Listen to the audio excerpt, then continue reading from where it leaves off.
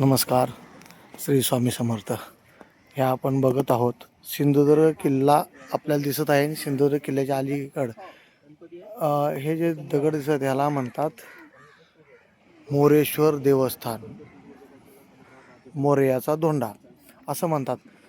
ह्याला असं का म्हणतात तर शिवाजी महाराजांनी या ठिकाणी भूमिपूजन केलं होतं आणि नंतर मग सिंधुदुर्ग किल्ला बांधायला घेतला. हा किल्ला बांधायला घेतला आणि हे मोरयाचा धोंडा म्हणून हे आहे. आणि आपण बघू शकता या ठिकाणी दगडावरती कोरलेलं आहे.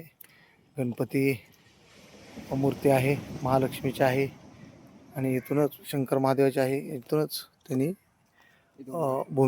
भूमिपूजन केल्यानंतर मग किल्ल्याची स्थापना झाली आणि किल्ल्याला बांधायला सुरुवात केली.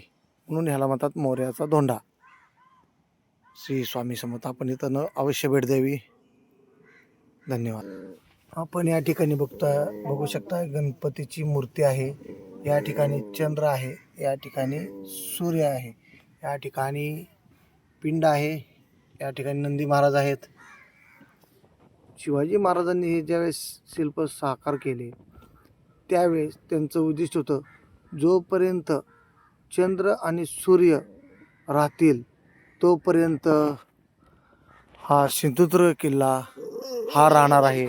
त्यामुळं ह्याचं हे प्रतीक आहे.